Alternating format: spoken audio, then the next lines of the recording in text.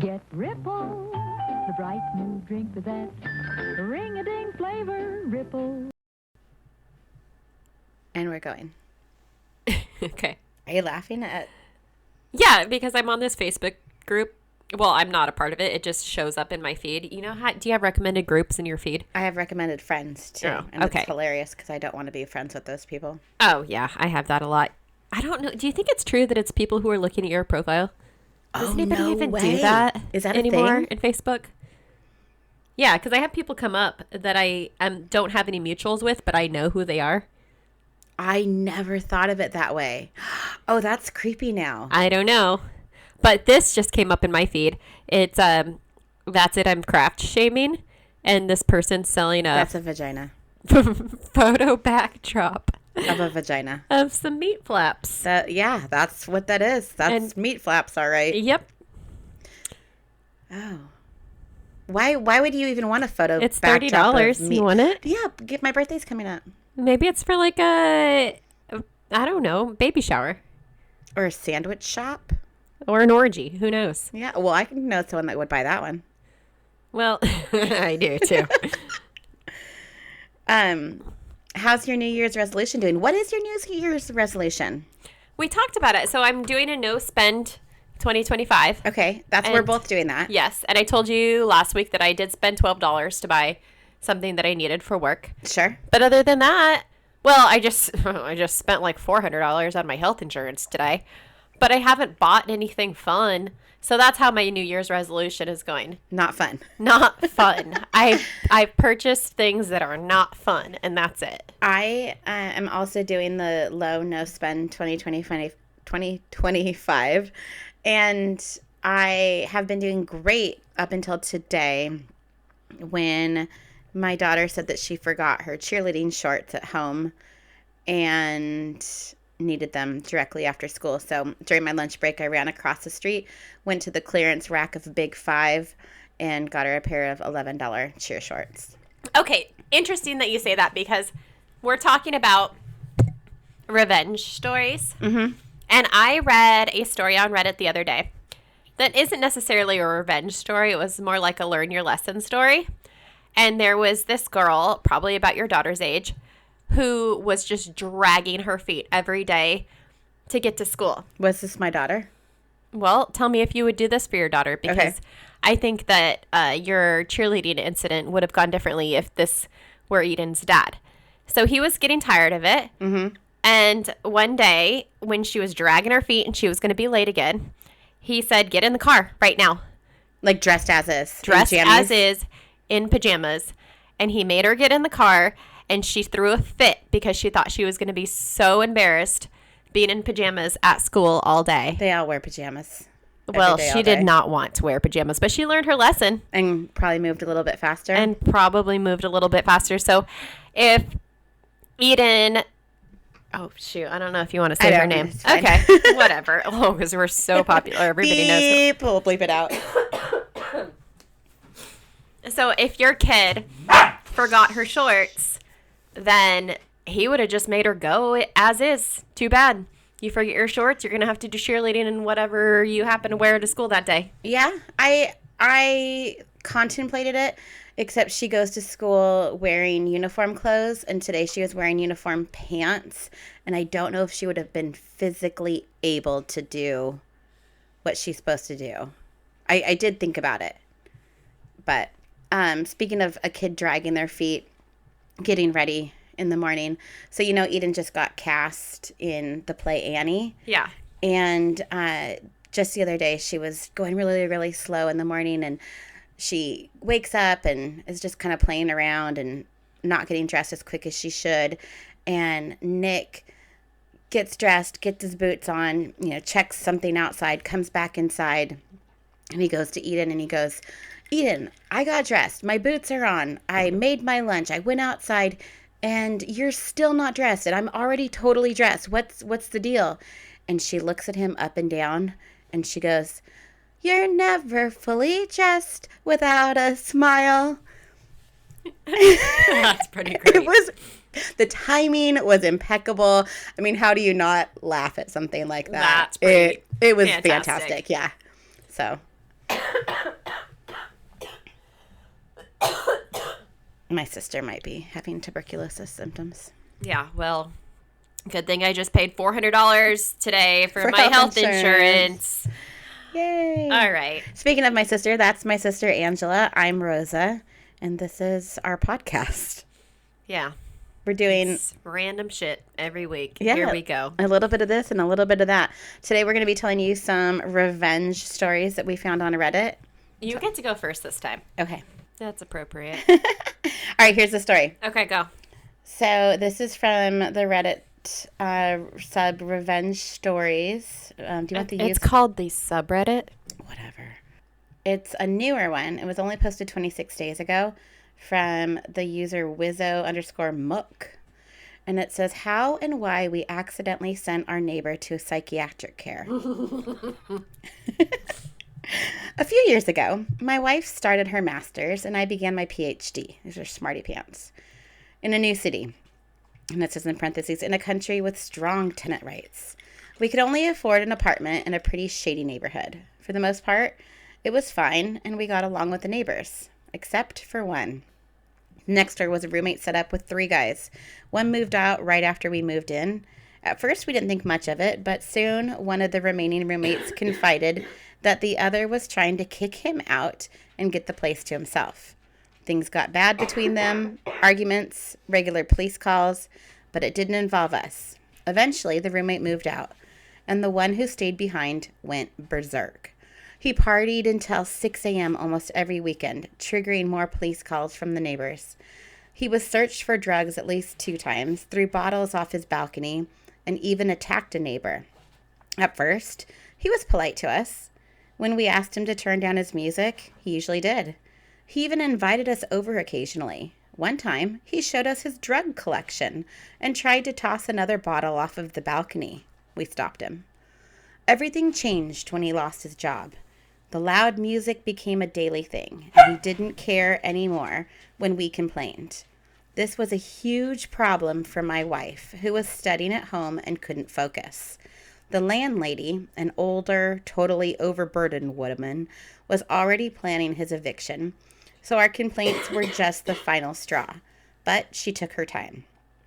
During one of those visits to his apartment, I noticed his big Sonos speakers controlled by Wi-Fi. That gave me an idea. I got an old university laptop, installed Linux and a Wi-Fi penetration test package, and we had control.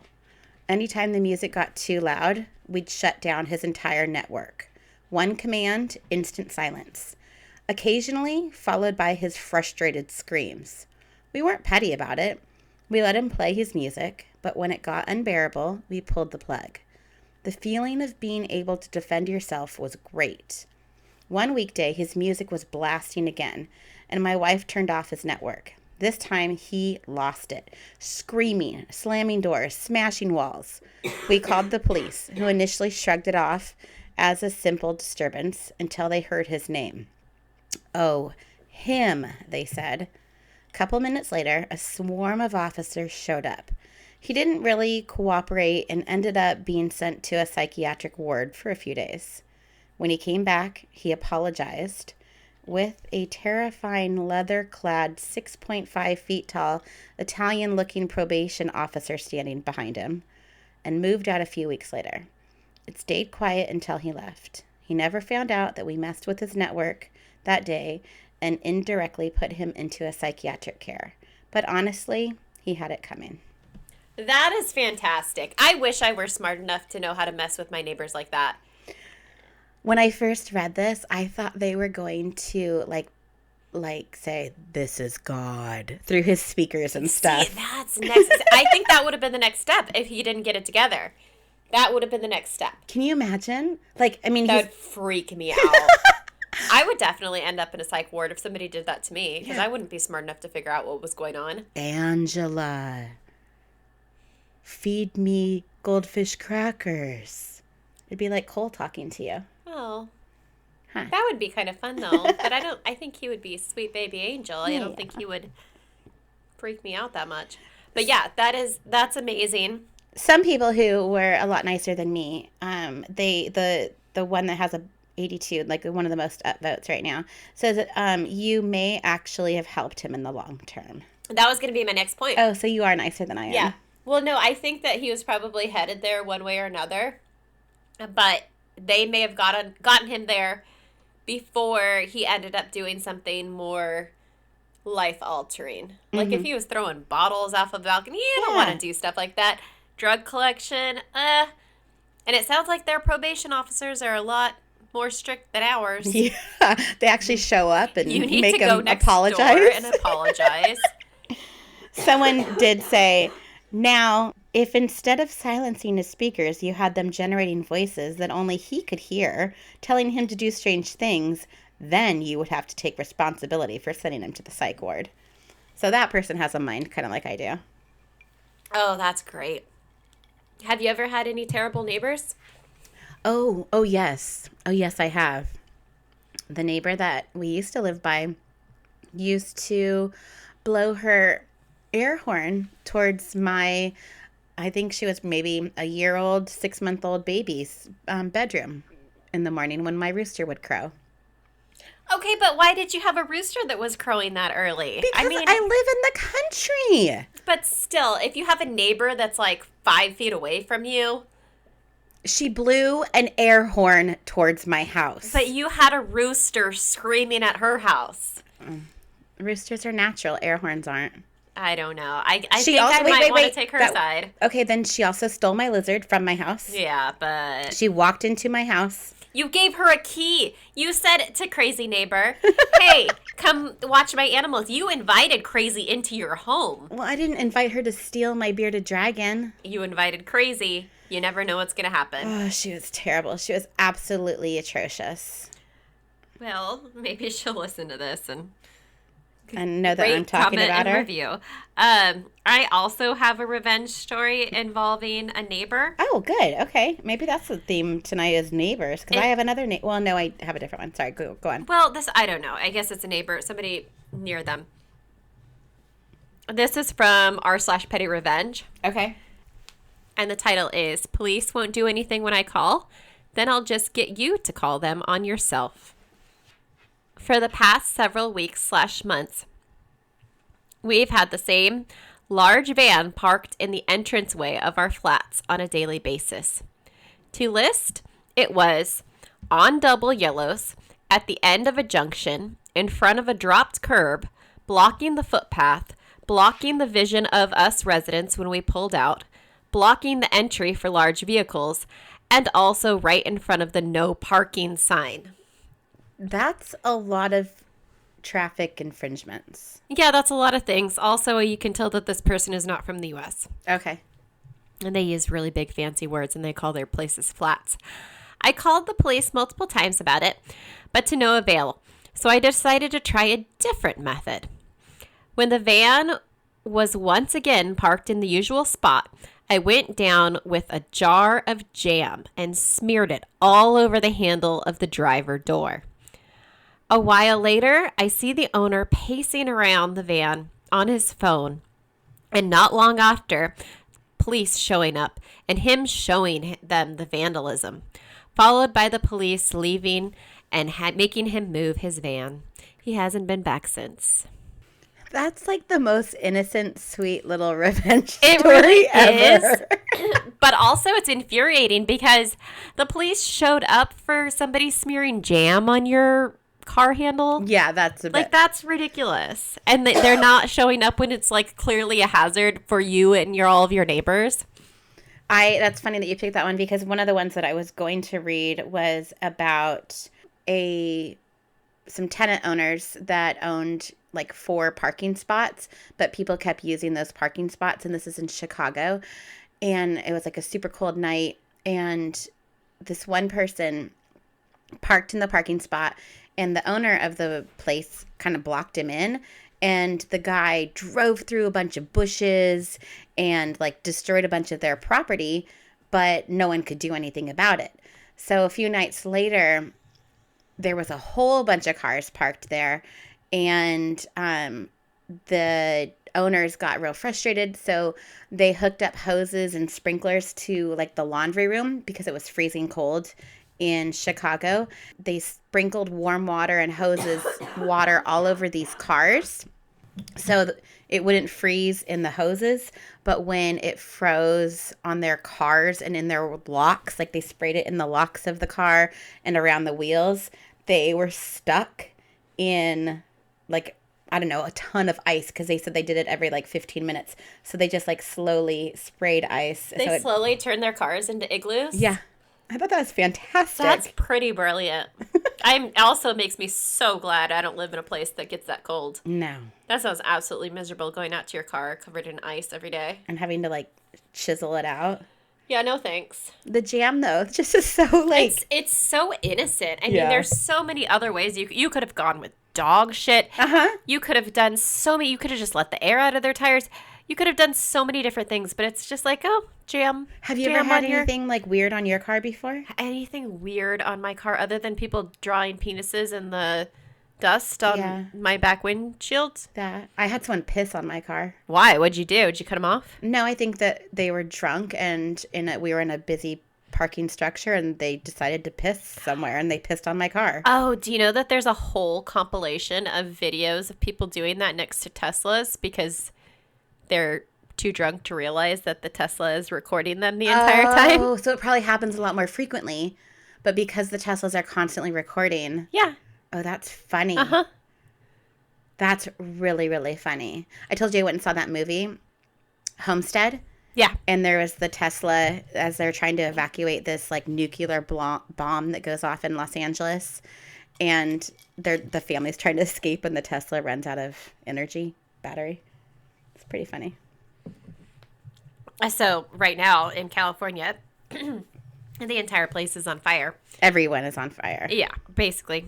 That's probably why you're coughing too, because the air is not that great. It might be. But there's one area. What was it? Palisades? Was it Pacific Palisades? Where people were trying to evacuate and the fire was so close and so imminent that I guess the cops told them to just get out of their cars and run. Yeah, because the traffic wasn't moving. Like everyone was trying to leave at the same time and cars were just backed up and they were stuck, like not going anywhere. That seems like a really, really weird response. But like you would think that cops would have just run like a traffic, like follow me when the weaving sort of the thing. Weaving, I don't know, whatever. But if they're on like little 1-lane roads, maybe, I don't know. Point of the story is all of these people from a very fancy, rich area with their Teslas and Audis and all of these fancy cars had to abandon them on the road. And it's not funny because obviously it's very tragic.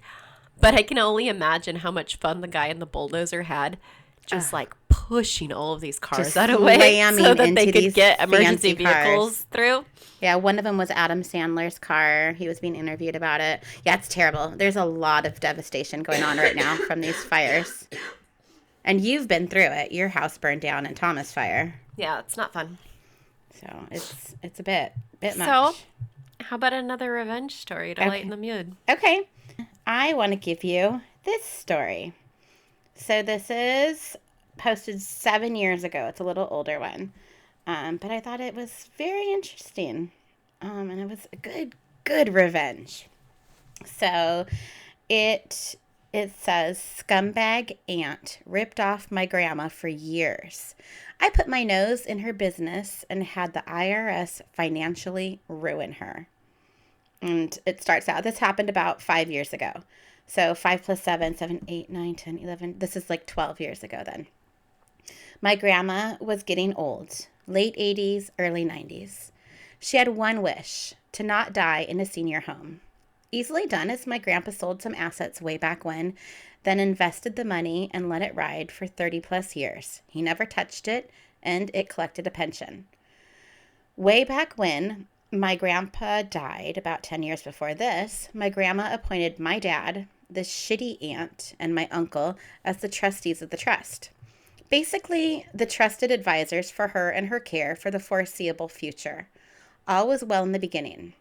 Then my dad, Willie, moved further away and couldn't take care of the day-to-day upkeep as the trustee and to see that my grandma was okay. My aunt, Rebecca, told her that she and my uncle, Fred, who lived in Arizona, could take over and all would be fine.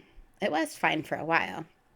A few times my dad went back to visit and noticed my grandma didn't always have overnight care, or that her mail wasn't picked up and the driveway wasn't plowed. She also lost her cable TV and newspaper subscription. My dad figured it just lapsed, so he had the services put back on.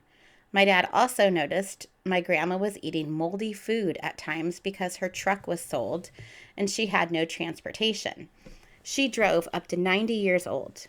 She basically just chilled at the house alone and did crossword puzzles.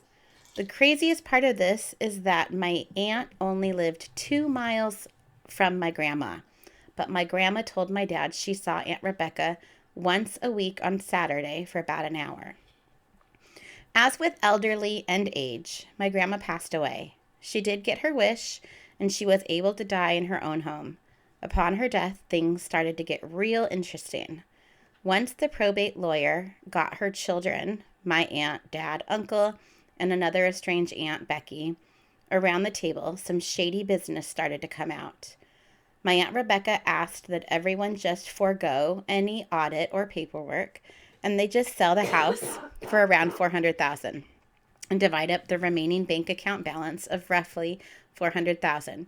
So just signing on the line, each sibling was to get a check for $200,000. Not too bad of an inheritance. My dad thought that was somewhat a little rushed. He said at the time that he wanted to wait because my grandma's house was easily in the $600,000 range based on size and location. My aunt exploded in his face, cursing and calling him all kinds of names because he was unwilling to sign the assets then and there. She basically wanted a quick close while everyone looked the other way. My dad ended up leaving the room after the screaming, and the deal wasn't signed that day. It took nearly 6 months before another appointment, and they were all back at the table. The thing is, though, when you are a trustee and the person dies, the funds and access to the financial accounts are all under heavy scrutiny until all beneficiaries are made aware and sign the final papers. At the next meeting, my dad went in there with no intention to sign the deal.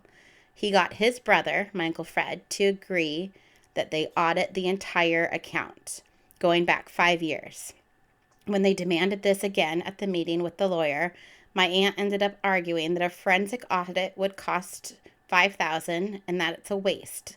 Like, what difference does it make?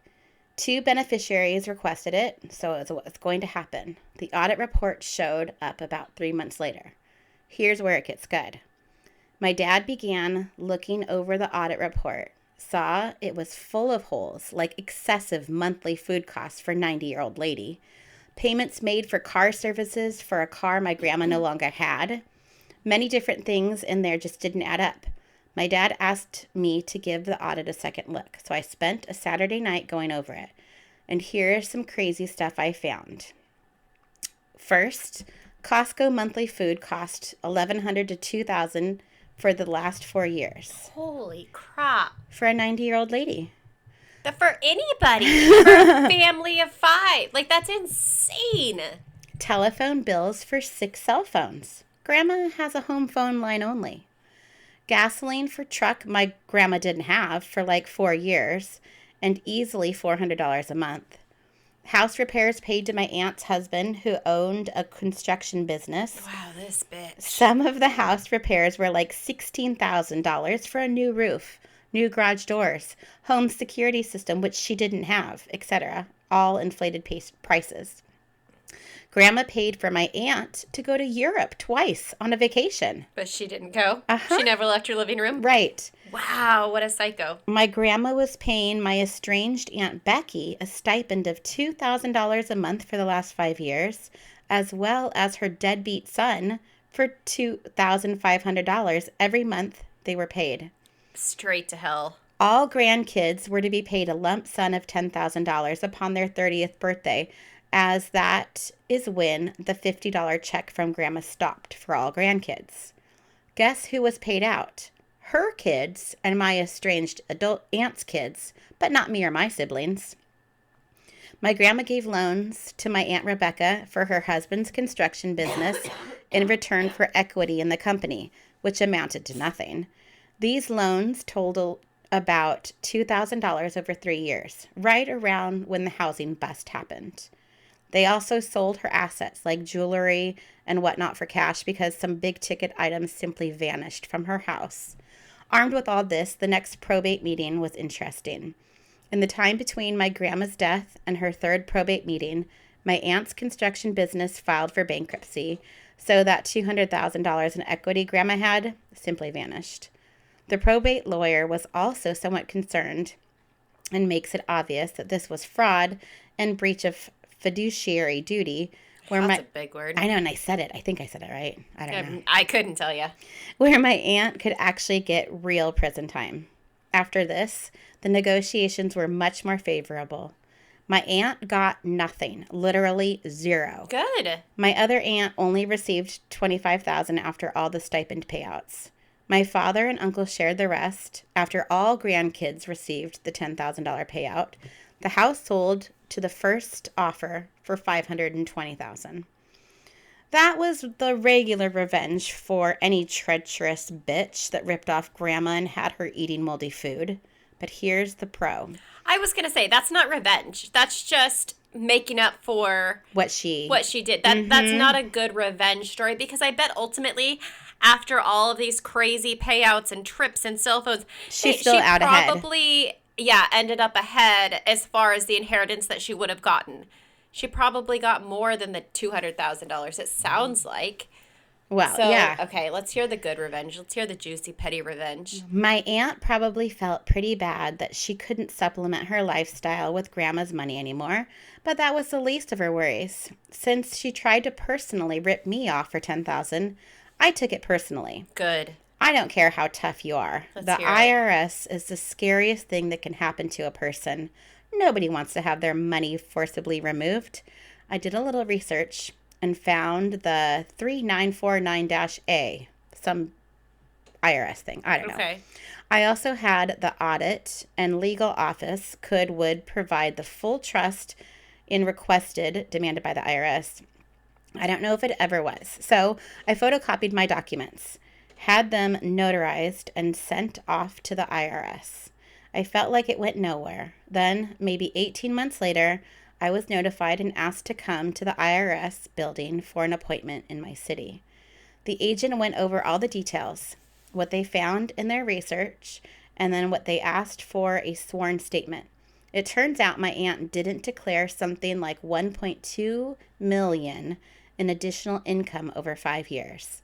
And as such, she owed the IRS around $420,000 plus penalties. There was no way she was going to pay that on a teacher's pension, and after her husband's bankrupt business, her house was sold, her vehicle sold, and they left the state. Now aunt and uncle live in a depressing desert town in the Southwest. The IRS paid me around $60,000 about 3 months after the appointment. Wait, you can make money from this? She should have paid that $10,000. Wow. So she lost everything, and this chick made money. And that's like the first comment. It says, you got paid $60,000 to fuck over a woman who took advantage of a kind old lady. This is about as pro as it gets. Okay, how do I get into this business? So I did a little research on that. And if you tell the IRS that people are committing tax fraud and you supply enough documentation and evidence, they will actually pay you. And a lot of people are saying, oh yeah, I'm, like I've done this before and I got paid. And yeah, that's like some people do it as a job. That's wild. How evil do you want to be? I know. Oh, I bet if I looked hard enough, I could find something.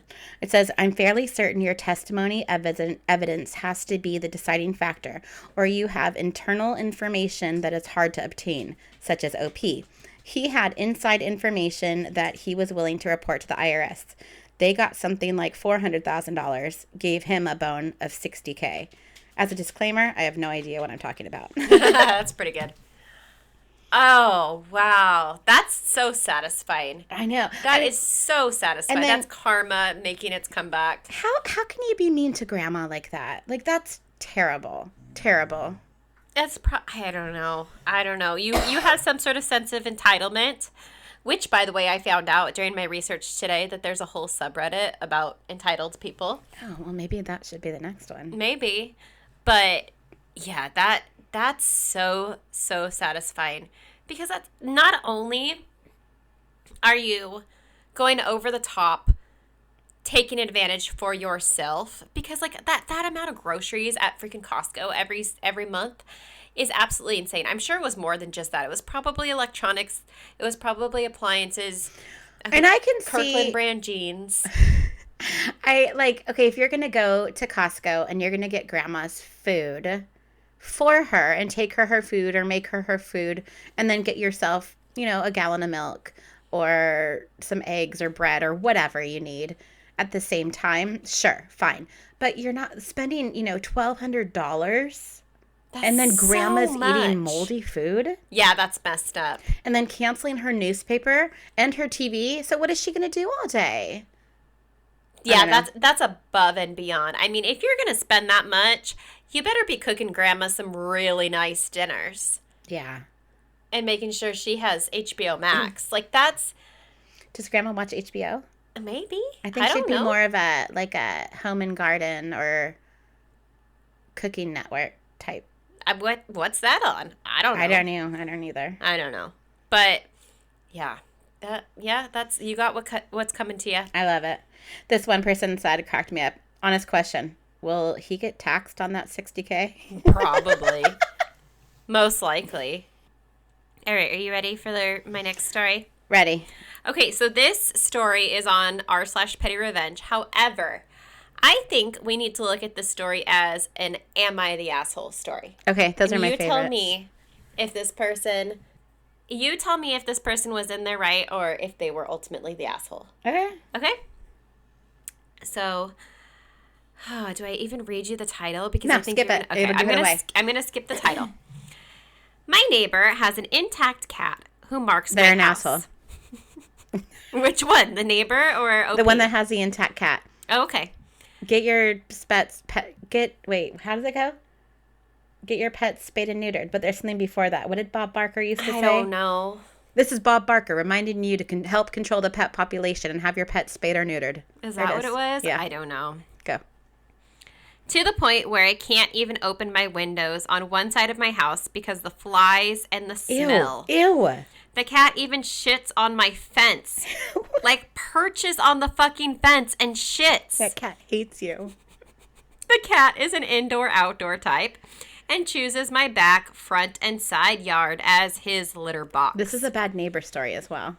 I brought the frustration to the owner of the cat, who said I can't keep him inside, to which I replied, you can, but you choose not to. Cool. I swallow my pride, take a shovel, and a chunk of the shit in his yard when I see it. Last week, while rushing to work, I unknowingly stepped in the cat's shit and tracked it into my car. The final straw. Cat shit and piss is the worst. It really is. I went online to buy an animal trap, set it in my backyard, and after only 3 days, trapped his cat. It's like a humane one, right? It's not going to hurt the animal? Yeah. Okay. Now, the fur ball is at the local shelter, and my yard is poop free. So, is he the asshole, or is he in his every right? I have some updates, and I have some, if you have any questions about this story, because some people had some questions. Sure. Okay.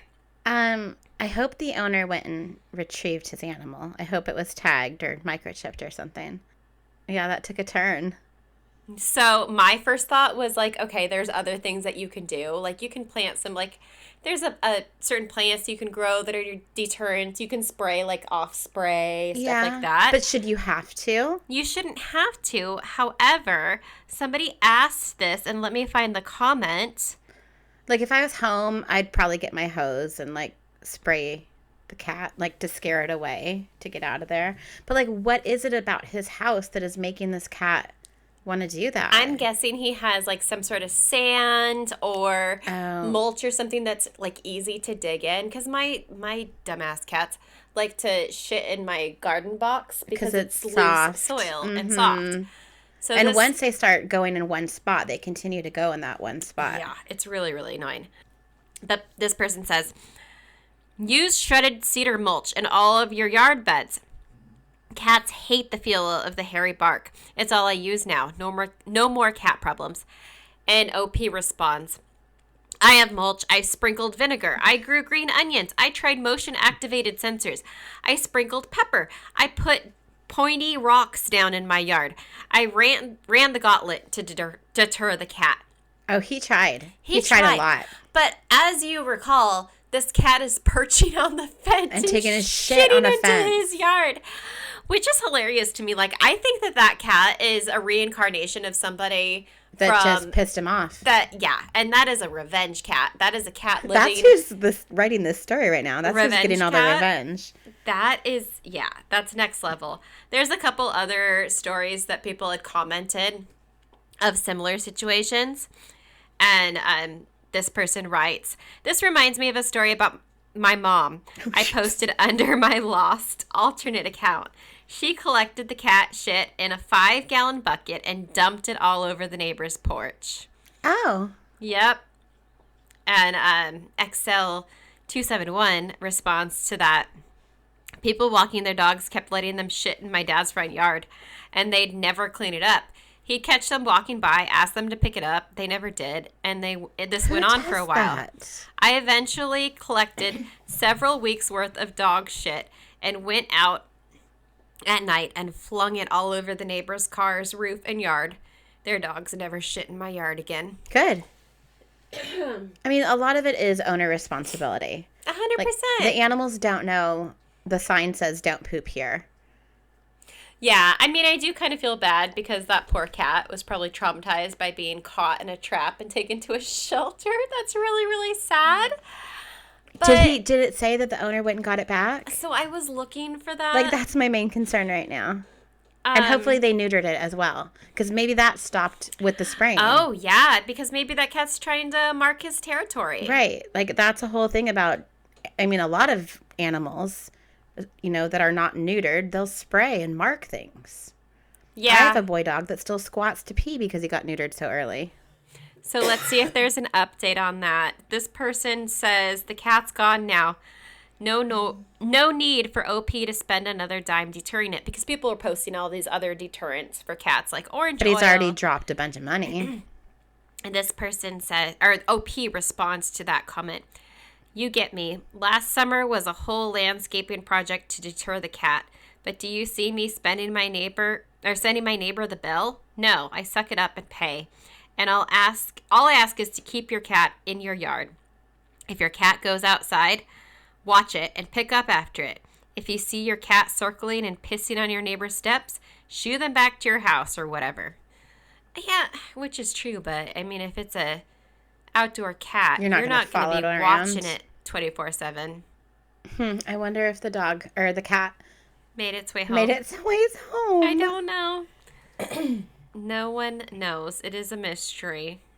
Do you want to hear just one more funny story? Sure. Since we have a little bit of time.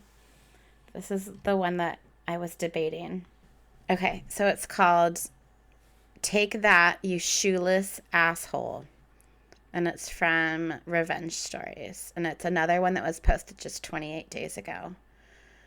And it says, this was about 20 years ago. I was going through security at IAH Airport. Where's that? Iowa? IAH Airport. I don't know. I don't either. Anyways, they're going through that airport. George Bush Intercontinental in Houston, Texas. Oh, okay, that's where that is from. It would be the last thing I would have guessed. Yeah. When this well-dressed woman in high heels cut in front of me. This was before pre-check when everyone had to take their shoes off. I said something like, hey. She looked back at me like I was scum, shrugged, and said she had a plane to catch. I replied, well, yeah, so does everyone in this line. To which she responded, shut the fuck up, fat ass. Oh, I would make it my mission to ruin her day. She went through the machine ahead of me, but something she forgot to take out of her pocket beeped. So they told her she had to go back and put it in the bin. She then started berating and arguing with the TSA people, saying she's going to miss her flight. She was super rude to this one 20-something woman agent who looked visibly upset. When I went through, her stuff was already out ahead of me. So I took her shoe. Yes. Just one. Walking quickly away, I was freaking out, thinking, why the hell did I do that? Toss There in the are trash cameras everywhere, and I'm going to get arrested. I had time before my flight, so I hopped on an airside train. I had time before my flight, so I hopped on an airside train to another concourse. I don't know what those words mean. Airside train and a concourse? I think it's like if you've ever been through Denver, where Like the flat escalators? oh, maybe it's. I was thinking like the little trams that drive you around the airport. If it's a Oh. really big airport, which that probably is because it's Houston and it's international, they have like almost like a subway type of thing. Oh, It's a little okay. train that takes you from the different terminals. I don't know. I'm just guessing. I've never been to that airport. Well, he hopped on one thing and then to another thing, and he threw it out in the lavatory garbage. I had to carry on with all of my things, so I changed my shirt and put on a hat with my long hair tucked underneath. God, imagine how suspicious you would look if this were like post 9/11. It says Mission Impossible Incognito. I thought if they were following me with cameras, I could fool them, and I did. That woman only had a small handbag, so I know she didn't have an extra pair on her. Of course, I never found out what happened to her, so my revenge wasn't as sweet as it could have been, but I laugh hysterically whenever I imagine what transpired. I imagine her first thought was it got stuck in the machine, and I do feel bad. Oh yeah, she's probably taking it out all on all the TSA employees. But eventually she must have realized it was me. Lesson learned, asshole. And then one of the comments is, I just had a thought. Maybe she or someone she knows heard this story and is reading this. I hope so. And then God, I hope so too. I mean, she should know. Granted, it was years and years ago, Well, so and- you're probably an entirely different person now, but that is pretty great. I love it. But someone commented, you never know. I told a story about something I saw 30 years ago. There were maybe 200 people, all strangers to me. Then, there, when it happened, and one of those read it and commented. So maybe they'll read it. Maybe she'll go, hey, be nice to people. This is what happened. Someone's going to steal your shoe. That's pretty great, though. I just imagine, like, what do you do when somebody steals one of your shoes like that? Do you wear the one and have one be barefoot with one foot? Well, and it's not just barefoot, like a tennis shoe. They were like heels, like high heels. Yeah, so you're taking these, like, limping steps, every single step.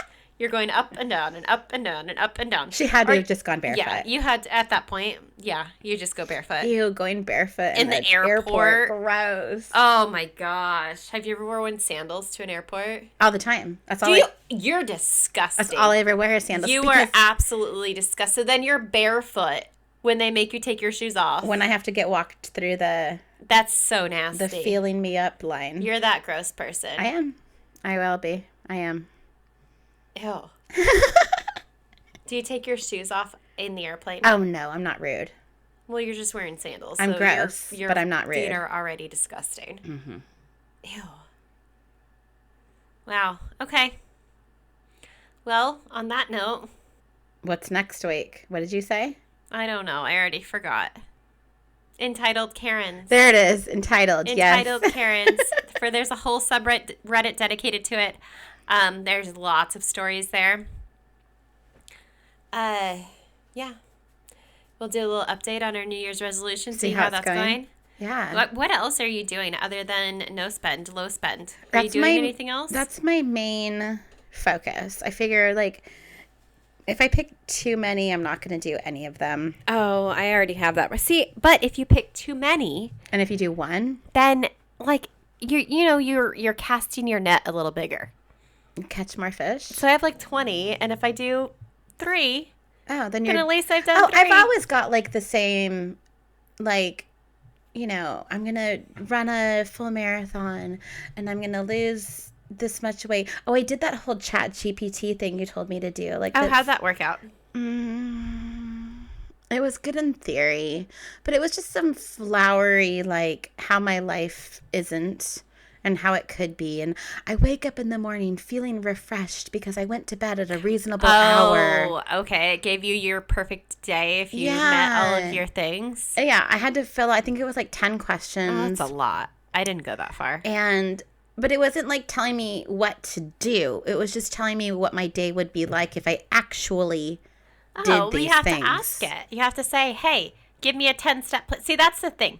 We make all of these plans, but then or make these goals, I guess, and then we don't write down the plans and the steps to get there.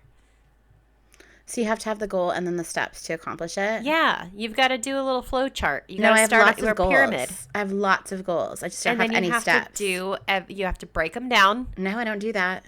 You have to if you want to accomplish any of them. You have to take it step by step. Okay, what am I going to do today to reach my goal? Can you do that for me? Yeah.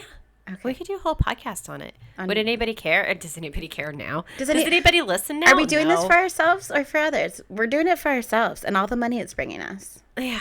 Uh-huh. I think we have 4 listeners. We've planned this podcast so well. See? Step by step. Step by breaking step. it down. We have a flow chart and a checklist. I mean, I wouldn't mind talking about my dreams and ambitions and goals. Okay. Do you know what freaks me out, though? Tell me. Okay, so I don't think we've ever discussed this because this happened during our podcast hiatus.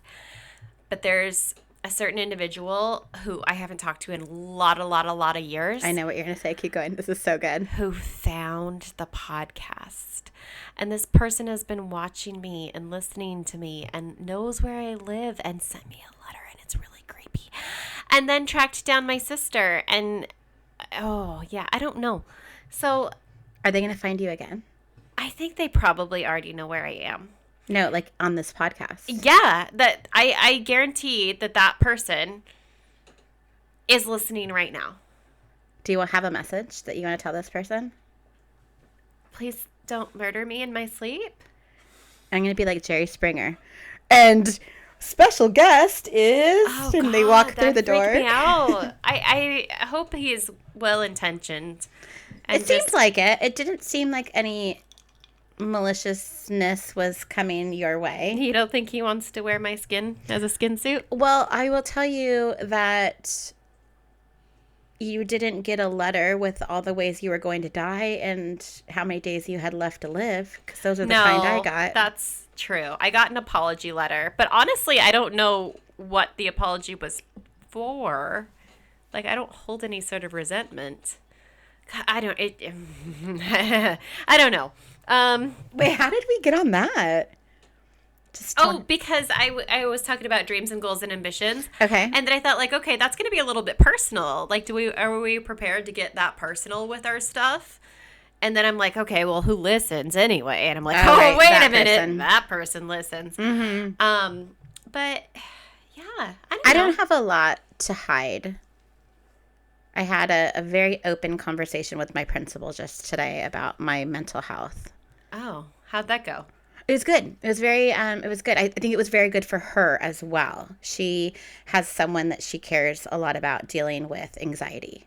So I opened up to her a lot about my anxiety and what I do and how I deal and don't deal and good days, bad days, all that stuff. So I think it was good for her to hear that there are others that are dealing with it, because it's very new to her person that she cares about. I'm sure, I mean, one, that's really, really nice. And I'm sure it goes on a much of a deeper level. But normally, like, when we do these podcasts, we talk about, like, what we're drinking. And yeah, we're very sober on this one. No, what I started doing was kind of making these, like, it's a TikTok trend, but these, like, health elixir cocktail things every night instead of booze. Uh-huh. So one thing that you can take as a supplement for anxiety is magnesium. I take magnesium every night. Yeah. And it helps you sleep as well. Because lack of sleep is a huge anxiety trigger. 100%. And diet.